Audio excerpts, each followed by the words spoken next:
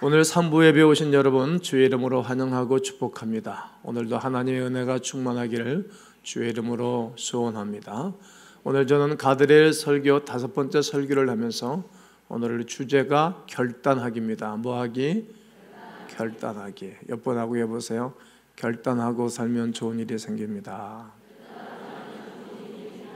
한번 다시요. 결단하고 살면 좋은 일이 생깁니다. 그동안 설교를 잘 들으셨는지 한번 이렇게 검사 한번 해보도록 하겠습니다. 오늘 대표기도한 집사님, 가드레일이 뭡니까? 얼굴이 어디지? 네, 기둥이 안 보여서. 네, 가드레일이 뭐죠? 차량이 위험한 곳으로 빠지거나 제한구역으로 가지 못하도록 방지하기 위해서 시설해 놓은 구조물이 되겠습니다.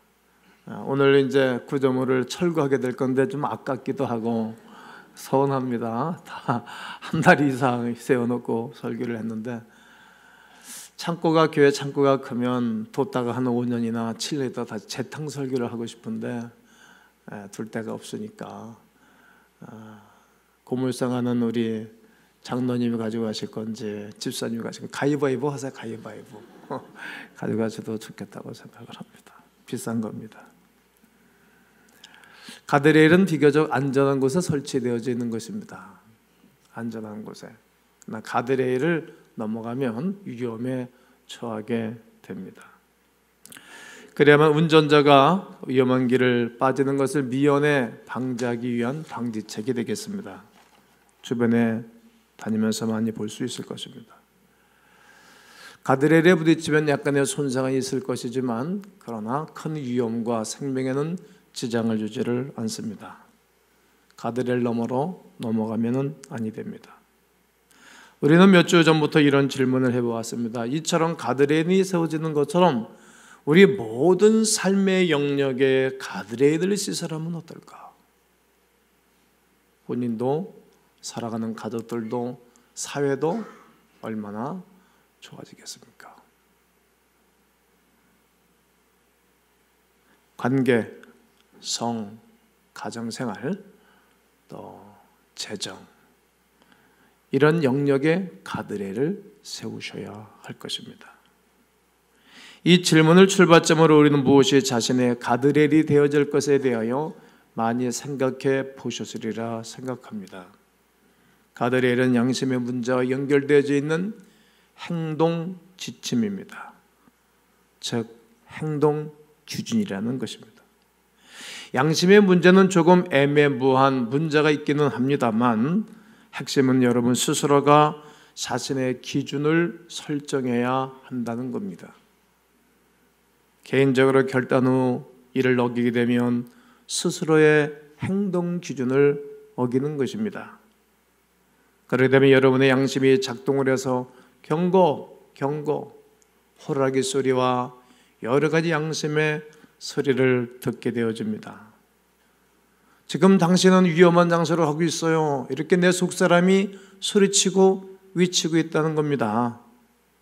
그러면 여러분은 죄책감을 느끼게 되고 여러분은 더 이상 그 자리에서 멈추게 되어져서 큰 손상을 입지를 않게 될 것입니다. 할 수 있으면 이 가드레일을 멀리 떨어져 있는 것이 더 유익할 것입니다. 우리가 살고 있는 문화는 우리 삶의 영역에서 우리를 절박의 위험한 장소로 자꾸만 끌어가려고 하는 문화가 우리 주변 속에 수없이 넓이에 있습니다. 그리고 우리가 특정선을 넘었을 때 주변 사람들은 우리를 비난합니다. 우리의 문화는 재정의 절벽으로 우리를 이끌어가려고 합니다. 갚을 능력이 없는데도 마구 구매 욕구와 허비와 낭비를 함으로 큰 어려움을 겪게 됩니다. 이 문화는 아마 예수님 오실 때까지 이 문화는 존재할 것이라 생각해 봅니다. 안타깝게도 이것이 바로 우리가 살고 있는 문화의 두 얼굴이라는 사실입니다. 이런 세상의 문화는 절대로 변하지 않을 것입니다. 그래서 우리는 특정 영역들에 가드레일을 세우는 것이 얼마나 좋을까 그런 생각을 해보면서 이런 설교를 하는 것입니다. 우리는 재정 영역의 가드레일, 도덕적인 영역의 가드레일, 인간관계의 가드레일, 친구를 위한 가드레일을 주제를 놓고 말씀을 진행하고 있습니다. 그리고 오늘은 이 말씀을 마무리하면서 우리의 삶을 되돌리려고 하는, 옛날로 되돌리려고 하는 그런 부분들을 다루면서 오늘 하나님의 사람들로 온전히 세워지는 시간 되기를 원합니다. 아마 5주째 설교를 들으면서 대개 여러분들은 두 부류의 사람들로 나누게 될 것입니다. 첫 번째 부류의 사람들은 목사님 설교를 들으면서 저는 많은 생각을 하고 많은 은혜를 받았습니다. 소그룹 사람방 교제의 메시지를 제가 다 모아뒀습니다. 내 아이들한테 교육을 시키도록 할 것입니다. 또 어떤 할머니 할아버지들은 내 손자들에게 교육을 시키려고 사람방 모임 메시지를 모아뒀습니다. 또 남편에게, 설교 듣지 못한 남편에게 인터넷에 들어가서 목사님 설교를 다시 시청하라고 말할 것입니다. 그렇게 생각하는 분들 말입니다. 어제 삼남전도회 식구들과 시간을 여러 시간 함께 보냈는데 어느 집사님이 그러시는 거예요. 목사님, 학생회 예배당에 가서 목사님 가드레일 설교해 주시면 어떨까요?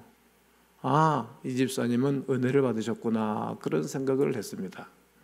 네, 제가 설교를 교육자들과 공유하는데 내가 학생회 담당에게 5번의 설교를 하도록 하면 지시해 보도록 하죠, 생각하였습니다. 왜냐하면 삶의 특정 영역이 무너지기 전에 가드레일을 설치해 놓았으면 얼마나 좋았을까 하는 지나간 일들을 통하여 목회 현장에서 수많은 사람들이 아파하는 모습 속에서 고민해보며 이런 설교를 하게 되는 것입니다. 또 한 부류의 사람들은 난 그렇게 생각하지 않아요, 목사님. 말씀이 이해는 되지만 난 그 말씀대로 살고 싶지 않습니다. 왜냐하면 내가 이렇게 엄청난 대가를 지불하고 싶지 않아요. 내가 좀 인생을 좀 즐겨야 되겠어요. 이렇게 생각하는 사람들 말입니다. 이것이 바로 우리를 이전의 자리로 되돌리려고 하는 그러한 잘못된 생각이라는 겁니다. 이런 이유들 때문에 많은 분들이 이 시리즈 설교를 들었음에도 불구하고 성전 분박관 나가면 다 잊어먹고 일부러 잊으려 하고 옛날로 되돌아가려는 그런 생각과 마음에 사로잡히곤 합니다. 설교에 오류가 있어서가 아닙니다. 이 부류의 사람들이 가드레일을 세우지 않는 이유는 가드레일로 인하여 포기할 것이 많이 있다는 것을 알기 때문입니다. 더 이상 재미있게 놀지 못할 거야. 그래도 내가 한자직 하면서 적당히 세상을 즐기며 살아야 될 거 아니야? 난 아직까지도 해보고 싶은 게 더 많은데 말이야. 죄를 짓지 않으면 죄에 최대한 가까이 다가가도 괜찮을 거 아니야? 만약에 여러분 중에 이런 생각을 하고 계시는 분이 있다면, 가드레일을 세우지 아니하시는 분이 있다면 저는 여러분들에게 2가지 말씀을 드리고 싶습니다. 만약 여러분이 가드레일을 세울 생각도 없고 가드레일에 대해 잊어버렸다 할지라도 여러분의 삶에는 긴장 관계는 여전히 존재하는 것입니다. 늘 긴장해요. 늘 불편해요.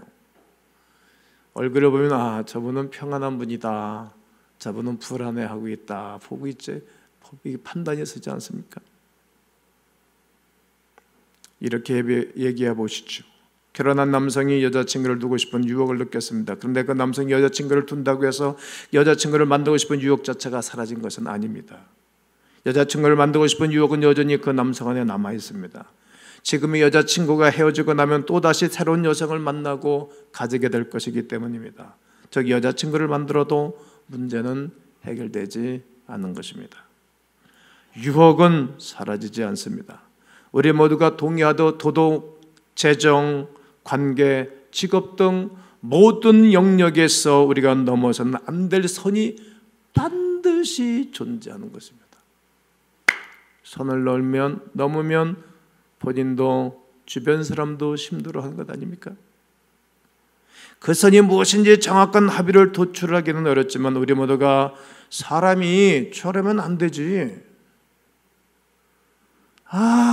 당신이 그러면 안 되지. 당신 크리스찬이 그러면 안 되지. 이런 선이 우리에게 있는 것입니다. 문제가 거기서 발생합니다. 우리가 멈춰야 하는 지점에서 우리가 사라지지 않는 유혹을 넘지 말아야 할 선에서 긴장감이 감도는 것 알지 않습니까? 그렇기 때문에 가드레일을 세우지 않는 것은 여러분들에게 큰 인생에 도움이 되지를 않습니다. 좀 다르게 이야기해 볼까요? 우리의 욕망은 절대로 온전한 궁극적인 만족을 느끼지 못합니다. 우리는 온전한 맛을 채울 수 없습니다. 어렸을 때 10원짜리 소프트 크림빵 동그란 곳에 안에 하얀 크림이 들어가 있던 빵이 얼마나 맛있는지 1년에 한 두세 번 먹는 겁니다. 언제 가니까 그게 있더라고. 그거 먹으니까 맛 되게 없더라고. 입이 바뀌었다는 거예요. 여러분 맛을 충족시킬 수 있습니까? 여러분 타는 자동차를 가지고 만족시킬 수 있습니까? 네, 타봤자 한두 달 타면 또 만족하지 않아요. 어제 삼남전도 식구들랑 가면서 나하고 나이 동갑내기들이 있으니까 이런저런 얘기하면서 목사님 제 경험에는요 장가 들고 가는데 2-3년만 두던데요 만족하지 않다는 거예요. 우리는 더 이상 바랄 게 없을 정도로 딱 맞는 직장을 찾을 수 없습니다. 다니는 직장 딱 맞습니까? 네, 그러면 거기서 종신하시죠. 좋은 것입니다. 여러분의 욕망을 온전히 완벽하게 채울 수는 없습니다. 그리고 알고 계실지 모르겠지만 여러분의 욕망을 채우면 채울수록 그 욕망은 채운 것으로 더 이상 커지는 것입니다. 체중이 많이 나가면 많이 나갈수록 더 배고픈 격입니다. 요즘 저는 양을 줄입니다. 오늘 아침에 일부 예배 마치고 오신 가서 밥 먹는데 제 아내가 밥을 이만큼 내 3배를 가져오고 우리 예배위원장도 내 3배, 강태중 장로님은 4배. 우와, 잘 잡어요. 저는 점점 줄이거든요. 위가 점점 줄어드는 거예요. 이유, 내 관리를 위하여. 양을 늘리면 늘릴수록 체중이 늘면 늘수록 더 많은 양이 필요한 거예요. 즉 여러분의 욕구를 채우기 시작하면 그 욕구는 점점 크게 자란다는 겁니다. 여러분이 아무리 그 욕구를 충족시키려고 해도 절대 온전한 만족을 누릴 수는 없습니다. 욕구는 더 커지고 더 많은 것을 요구할 테니 말입니다. 그렇기 때문에 욕구를 채우는 것으로는 삶을 변화시킬 수가 없습니다. 이것이 사실이라면 여러분이 스스로를 사랑하는 사람이라면 어떤 선택을 해야 되겠습니까? 여러분이 욕구를 채움으로써 점점 더 재앙적으로 가까이 가고 있다면 어떻게 하시겠습니까? 아멘 준비해 보실까요? 여러분의 삶에 가드레일을 설치하는 것은 유혹 앞에 선을 긋는 일입니다. 긴장관계 앞에 선을 긋는 일입니다. 그리고 절대로 완벽하게 충족될 수 없는 욕망을 훨씬 더 조절할 수 있는 가능한 선으로 들여놓는 일입니다. 여러분 중에는 가드레일을 설치할 때 발생하는 문제들 때문에 가드레일을 설치하지 않겠다라고 생각하시는 분들도 있을 것입니다. 좋아하는 일을 못하게 되고 재미있는 것을 못하게 할 것 같아서요. 친구들이 저를 이해하지 못할 거요. 저를 너무 극단적으로 산다라고 말할 겁니다. 네, 저도 무슨 말인지 이해합니다. 그렇지만 제가 여러분들을 사랑하는 마음으로 말씀을 드립니다. 여러분이 멈지 말아야 할 그 선에서 멀리 가면 갈수록 유혹에 정하기 쉬워진다는 사실입니다. 그래야만 승리할 수 있습니다. 이제 여러분들에게 본문의 말씀을 들려드리도록 하겠습니다. 오늘 본문은 BC 605년경, 그러니까 예수님 오시기 전 605년경에 있었던 일입니다. 본문의 느부갓네살 왕은 지금의 이라크 지역에 다스리는 왕이었습니다. 느부갓네살 왕은 전쟁 정복을 하여 제국의 영토를 넓혀 나가고 있었습니다. 그런 가운데 이스라엘도 침공했습니다. 솔로몬이 지어 봉헌한 성전을 회파하였습니다. 젊고 똑똑한 젊은이들과 귀족들 모두를 사로잡아 갔습니다. 그리고 수도로 데려와서 일정 기간 동안 교육을 시키므로 그들의 문화의 옷을 갈아입혀서 바벨론화 시키는 것이 그의 교육 프로젝트였습니다. 이 지구상의 많은 민족과 부족들 가운데 똑똑하고 잘 나가는 사람들을 다 죽인 사례가 많습니다. 캄보디아 사람들, 그리고 중국 사람들입니다. 대표적인 나라들입니다. 그러나 바벨론의 느부갓네살은 정책을 바꿨습니다. 그로 인하여 당시 수도 바벨론은 총명한 자들이 가득 찼고 세계에 내도란 학자와 수려한 용모를 지닌 젊은이들이 모여와서 살았습니다. 느부갓네살 왕은 이스라엘도 침략했고 그리고 똑똑한 사람들 다 잡아갔습니다. 그때 끌려간 사람들 중에 4명도 함께 포함되어 있었습니다. 우리가 잘 알고 있는 바로 다니엘과 사드락과 메삭과 아벳느고입니다. 이 4명의 남자와 세계 각지에서 끌려온 사람들이 바벨론의 교육을 받기 시작합니다. 이 교육 프로그램의 목적은 포로들을 바벨론화 시키는 것입니다. 적그리스도가 이 땅에는 많은 사람들을 세상의 문화를 가지고 이 땅에 사단의 자녀를 만들려고 하는 프로젝트와 똑같은 것입니다. 우리나라도 일제 강점기 때 비슷한 교육을 받았습니다. 머리카락을 잘리고 이름을 뺏기고 일본 사람들 말을 배우게 했던 것 똑같은 정책입니다. 이렇게 함으로 인해서 세계 우주수한 인재들을 바벨론 사람으로 재탄생시키려고 한 것입니다.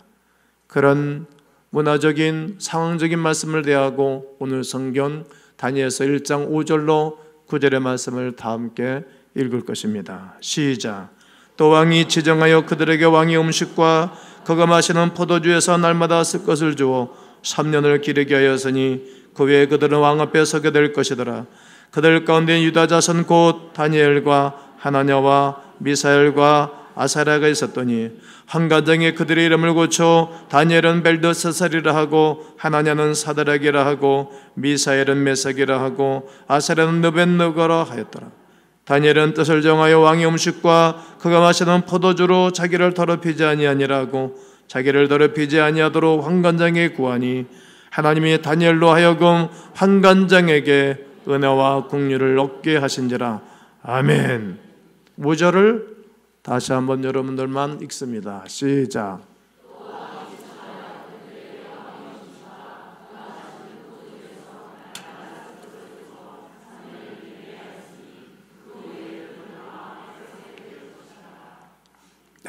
이 교육제도는 우리나라의 대학원 정도의 학문의 길이라고 말씀드릴 수가 있습니다. 보통 피지배 민족들은 귀족들을 다 몰살하고 똑똑한 사람을 죽이는 것입니다. 그러나 느부갓네살 왕은 고급 옷을 입혀주고 좋은 음식을 먹여주고 교육시켜주고 훈련시켜주는 것입니다. 그들은 그렇게 쇠뇌를 시키는 것입니다.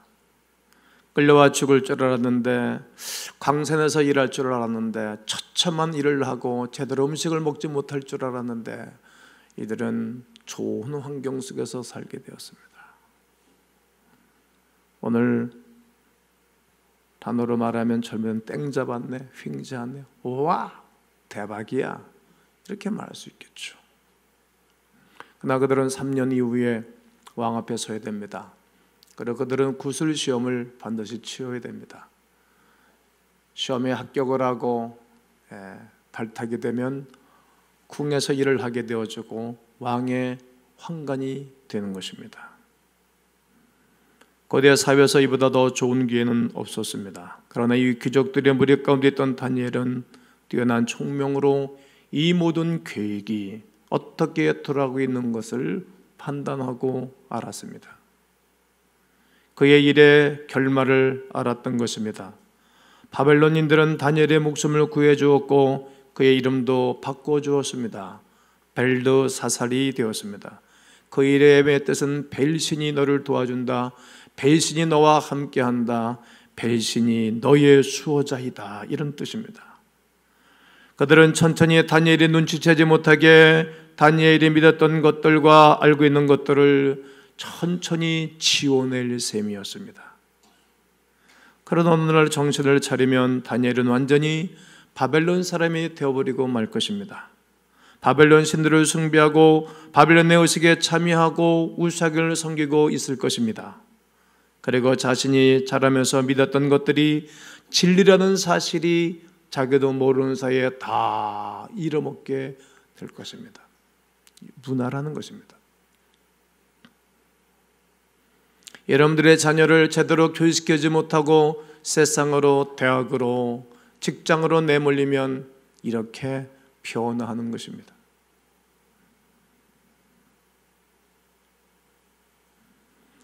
자신이 자라면서 믿었던 것들이 진리라는 사실을 잃어버리게 될 것입니다. 다 새까맣게 잃어버릴 것입니다. 다니엘은 바벨론 사람들이 자신에게 이러한 작업을 하고 있다는 것을 알았습니다. 다니엘은 우리 대부분의 문화에 대해 이야기할 때 노출이 있는 중요한 것을 알고 있었던 것입니다. 그것은 타협하는 것이 긴장관계선을 넘고자 하는 유혹과 선을 지키자 하는 마음을 해소하지 못한다는 겁니다. 타협은 그저 결단력을 약화시킬 것뿐입니다. 타협은 절대로 긴장관계를 없애지 못합니다. 그리고 흔히 내가 포기해버리면 더 이상 유혹에 시달리지 아니할 거야, 이런 생각을 합니다. 그러나 다니엘은 이 문제를 그 누구보다도 잘 알고 있었습니다. 그는 타협이 긴장을 없앤다는 사실을 알고 있었지요. 한번 컨닝을 하면 두 번째 컨닝하기는 쉬운 것처럼 말입니다. 한 번 안 하는 것입니다. 한 번 짓을 지면 더 많은 빚을 져도 갚을 수 있는 능력이 없음에도 막 행동을 저질러서 파산하죠.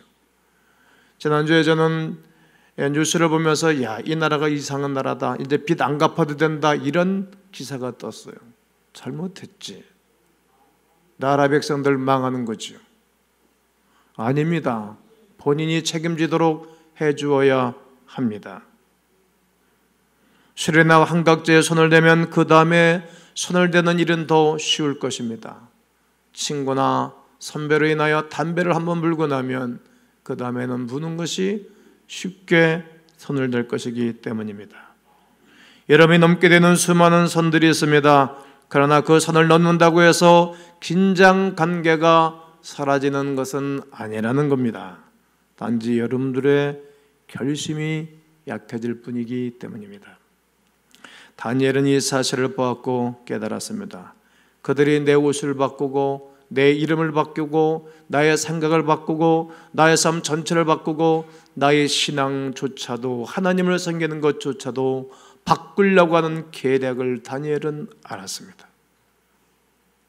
언젠가 내가 가까이 두고 소중히 여겼던 모든 것들을 완전히 잃어버리고 말 거예요. 정신 차렸다는 거죠. 그래서 다니엘은 무언가를 하기로 결단합니다. 저는 여러분들이 다니엘처럼 움직이게 되기를 바랍니다.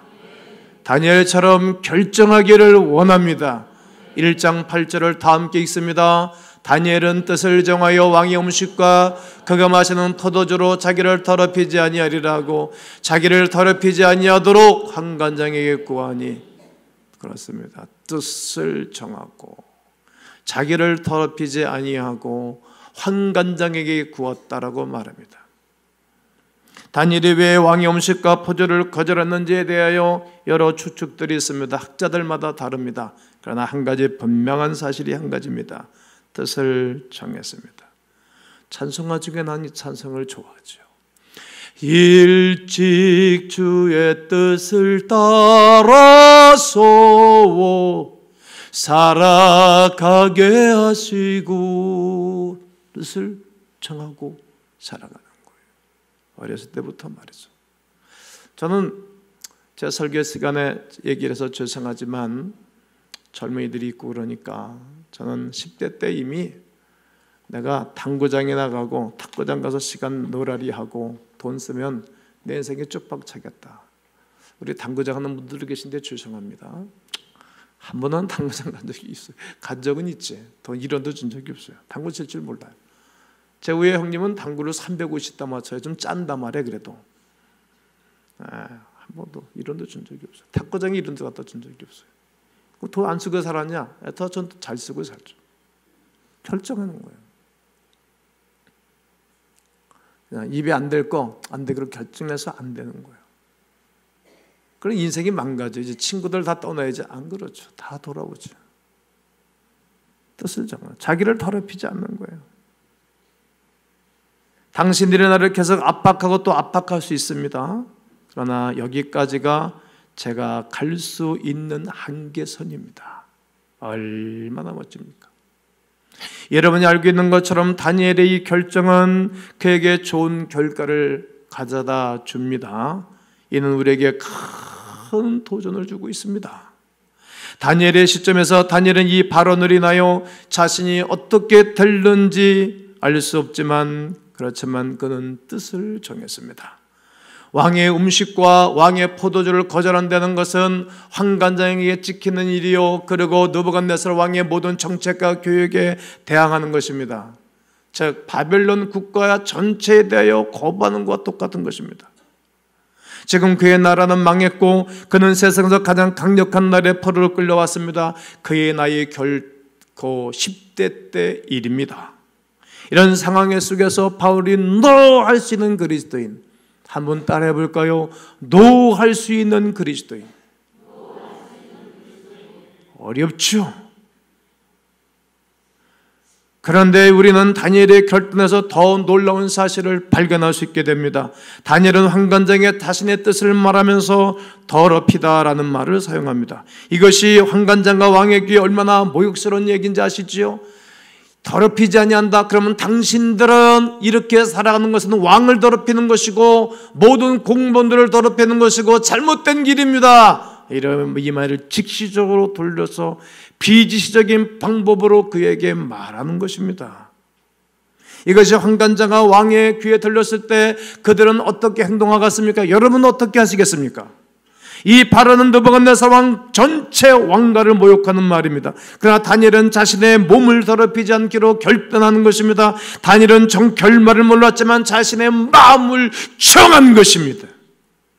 왜냐하면 다니엘 자신의 마음을 정하지 않고 그냥 프로그램에 참여하고 동참한다고 하면 그는 언젠가는 하루아침에 자기에는 존재감과 자존감이 사라질 것을 알기 때문입니다. 자신의 결정이 어떤 결과를 가져올는지 몰랐습니다. 그러나 마음을 정하지 않으면 어떻게 될는지 몰라요. 목적지 없는 배와 같이 파선하고 말 것을 그는 안 것입니다. 우리도 마음을 정하지 않고 결단하지 않고 세상의 문화를 따라가면 어떻게 되는지 잘 알고 있지 않습니까? 그래서 다니엘은 뜻을 정하고 결단한 것입니다. 오늘 1장 9절 보면 하나님이 누가요? 하나님이 누가요? 하나님이 누가요? 하나님이 다니엘로 하여금 환관장에게 뭘 베풀어 줬다고요? 은혜와 긍휼을 얻게 하시니라. 그렇게 결단을 하고 살아가니 하나님이 환관장에게 자기 직속 상관에게 은혜를 베풀으시고 긍휼 불성이겠다는 말이죠. 제가 분명하게 확신하고 있는 것이 있습니다. 여러분은 자신의 삶의 가드레인을 세울 때 어떤 일이 일어나는지에 대하여 알 수는 없습니다. 그렇지만 이것만큼은 확실합니다.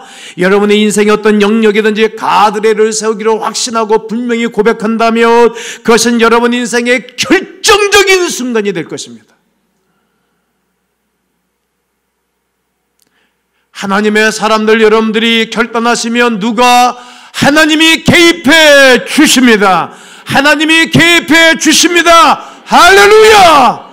하나님이 찾아오시면 되는 거예요.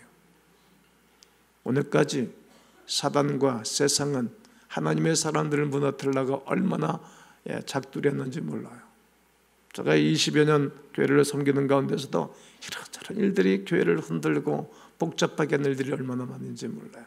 그러나 저는 이렇게 정했지요. 좀 저속한 문장을 사용할 거지만 한번 들어보시죠. 똥개야 짖어라 기차는 간다. 똥개가 뻥뻥뻥 짖어도 기차가 씁니까?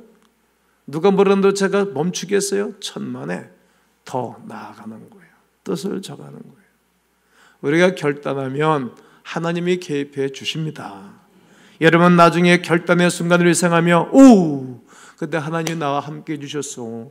하나님 나를 보호해 주셨지. 하나님이 교회에 복을 내려주셨어. 내 인생에 하나님의 은혜를 베풀어 주셨다고. 하나님께서 내 길을 조정해 주셨어. 나의 결단 속에서 하나님이 일하셨다고. 이렇게 말하게 될 겁니다. 자녀에게, 주변 사람들에게, 소그룹에서 말했어. 목사는 목사들에게, 장로님은 장로님들에게, 군사는 군사들에게. 내가 이렇게 결단했더니 하나님이 내 인생에 개입하셔서 이렇게 역사해 주셨노라고 말입니다. 전에도 말씀드렸지만 제가 22살에 은혜를 받고 선배들 한 30여 명 쫙 단체 술을 먹는데 200원 제대하는 선배들하고 내 바로 옆에 나 전도한 선배가 있었는데 거기서 다 끊어주면 주는데 거기서 뭐 술자리에 흥남 노래를 또 노래를 얼마나 잘하는지 몰라. 아싸 그게 내 자리에 왔으면 어떻게 해. 그다음에 김동기. 난 이미 예수님 믿고 주님 만나서 하나님 사는데 이제 노래 못 흥독군 노래 못하면 되니까 선배가 사회본 선배가 그런 말이야 찬송을 해도 됩니까? 기도를 속으로 계속 하겠다가 주여 이런 찬송했죠. 주님 가신 길 십자가의 길 그 찬송했어. 마르는 눈물 타는 목마름 피로 찌든 십자가 위에 이 예수 믿는 선배들 친구들이 얼마나 불쌍한지 지옥 가가지고 살까 견딜 수가 없는 눈물을 쫙 흘리고 또 나도 은혜가 너무 커서 울면서 노래를 불러서 찬송을 그랬더니 그만 가지 술빵 깼어. 그때부터 내 별명이 목사요. 절대로 노래하라 그러지 않아. 내가 18번 하나 했어요. 오동잎 한 잎 두 잎 이거는 내가 해 어디 가나. 교들이 어디 갈 때 목사 한 잎 목사 근데 요즘 목사라지 오동잎 오동잎은 내가 잘해요. 그 마음 서러우면 잘해 내가. 근데 가사를 또 잊어먹었어요. 안 하니까. 난 그거밖에 몰라. 결단을 하는 거예요. 그때부터 별명이 김목사요. 그러니까 별명대로 목사 된 거예요. 그때부터 술꾼이요. 그럼 평생 술꾼이지 뭐. 인생은 결단하는 거예요. 하나님이 그 일이 있고 난 다음 17절에서 어떻게 역사하는 거 보세요. 하나님이 이 네 소년에게 뭘 주시고 모든 서적을 어떻게 하시고 뭘 주셨으니 모든 환상과 꿈을 어떻게 했더라? 깨달았더라. 지혜 주시고 학문 주시고 깨달았더라. 여러분 깨닫는 게 은혜거든. 지식도 중요하지만 지식 갖고 인생 성공하는 게 아니라 깨닫는 거예요. 깨닫는 거. 인생은 깨달아야 되는 것입니다.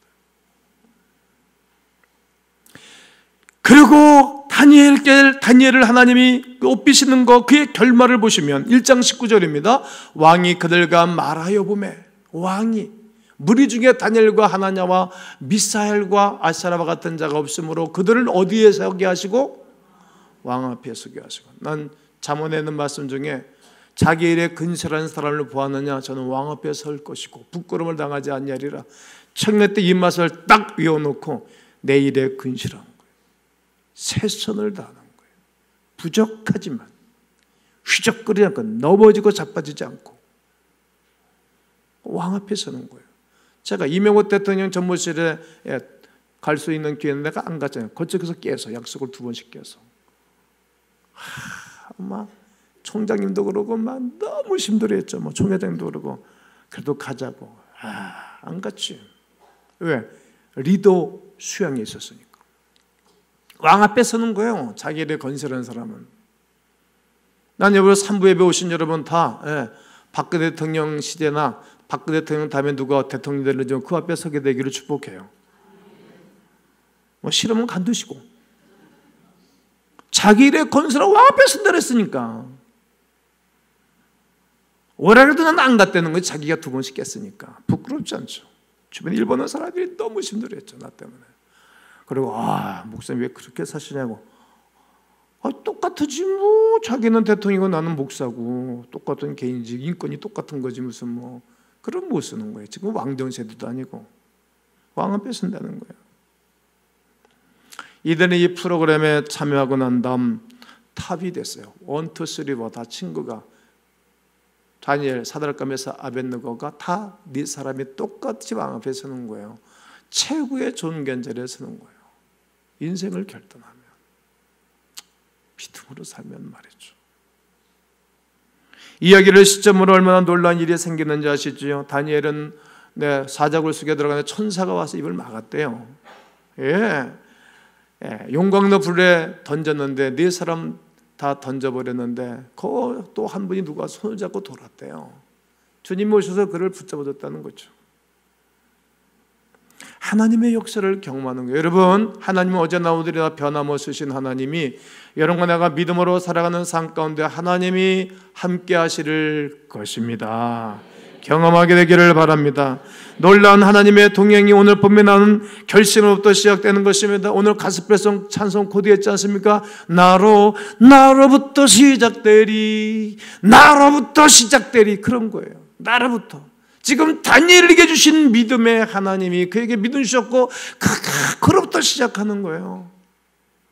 얼마나 중요한지 모릅니다. 그들이 결단했을 때 놀라운 일이 시작된 것입니다. 이것이 바로 여러분과 나를 향한 도전입니다. 여러분은 결단한 것을 미룰 수도 있을 것입니다. 그러나 여러분이 가드레를 세우지 않고 살아도 여러분의 삶의 긴장 상태는 사라지지 않는다는 사실을 기억하셔야 됩니다. 이제는 결단하셔야 됩니다. 여러분의 뜻을 정하지 않으면 어떤 일이 생기는지 아무도 모릅니다. 그러나 명확한 손을 긋고 멈추지 않으면 여러분 삶 속의 영역에 하나님이 개입해 주실 것입니다. 배우자와의 관계, 재정, 자녀와의 관계, 인간관계 모든 것들 위에 가드레를 분명히 세우셔야 됩니다. 잠언 말씀을 보면서 오늘 모든 설교를 마치고자 합니다.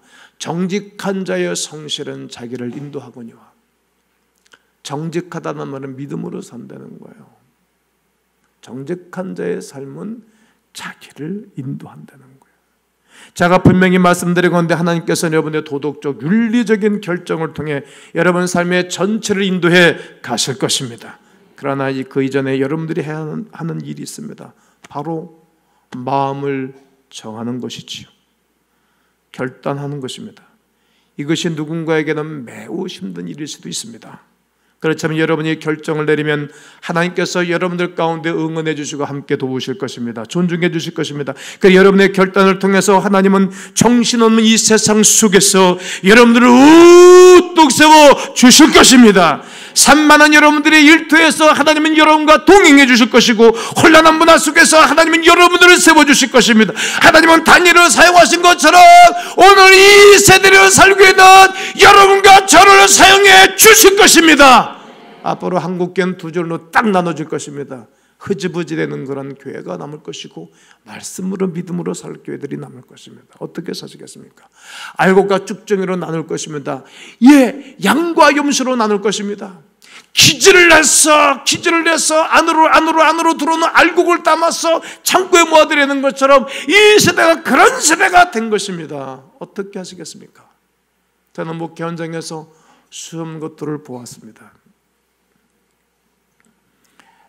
네 가지만 딱 우리가 잡으면 여러분 깨끗하게 승리의 삶을 살 수 있습니다. 술, 삶의 모습입니다.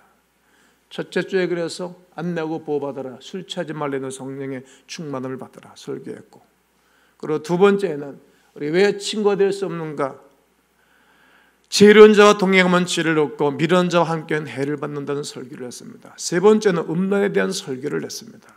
이성 말입니다. 도덕적인 건 말입니다. 그리고 지난주에는 제적에 대해서 설교했습니다. 먼저 그 나라 그 의를 구하는 것입니다. 지난주에 설교 여러분 시청과 성기했지 않습니까? 보여주면서 하나 하나님께 내놓으라고, 하나 부양보 부모 섬기라고, 하나 저축하고, 그리고 70%를 맡겨놨어요. 수북하게. 우리가 쓸 것이 너무 많잖아요. 딱 잡는 거예요. 네 가지만 딱 깃털 잡고 잡아보세요. 깨끗한 물이 흐를 거예요. 요즘 사람들이 이걸 요구하잖아요. 지도자는 좀 깨끗해야 된다고, 청렴해야 된다고 원하죠. 그럼 우리도 그렇게 살아야죠. 우리도. 당신은 그렇게 살라고 등 떠밀어 놓고 올려놓고 나는 그렇게 살지 않아요? 그건 자격이 없어요. 요구하면 안 돼요. 우리가 이렇게 깨끗하지 않은 사람들 아닙니까? 우리가 허구를 붙잡고 살지는 않았습니까?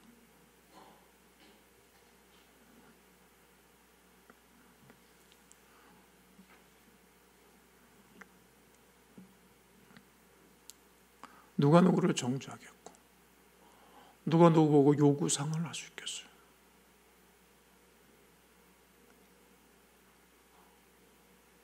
그래서 하나님 앞에 뜻을 정하고 살아갔던 다니엘, 어린 10대 때 다니엘의 모습을 본받으면서 오늘 4개의 가드렌을 세우고 여러분 사시면 주님이 여러분을 찾아와 주시고 개입해 주실 것입니다. 오늘 이렇게 한번 외쳐보시죠. 주여 성령으로 충만케 하옵소서. 주여 지혜로운 주님과 동행하게 하옵소서. 주여 가정을 지켜 주옵소서.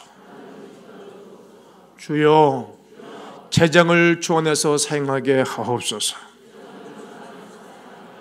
고린도서 10장 31절에 나와 같이 모든 일에 모든 사람을 기쁘게 하여 자기의 유익을 구하지 아니하고 많은 사람의 유익을 구하여 그들로 구원을 받게 하라. 마가복음 1장 38절에 이르시되 우리가 다른 가까운 말들로 가자 거기서도 전도하리니 내가 이를 위하여 왔노라 하시고, 그래야 나도 살고 다른 사람도 사는 것입니다.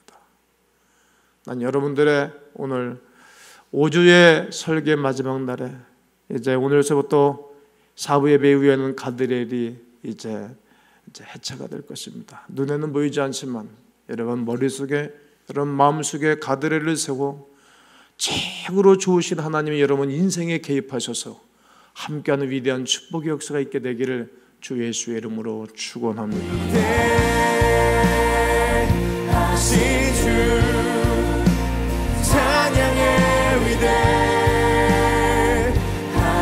주 모두 알게 되리라.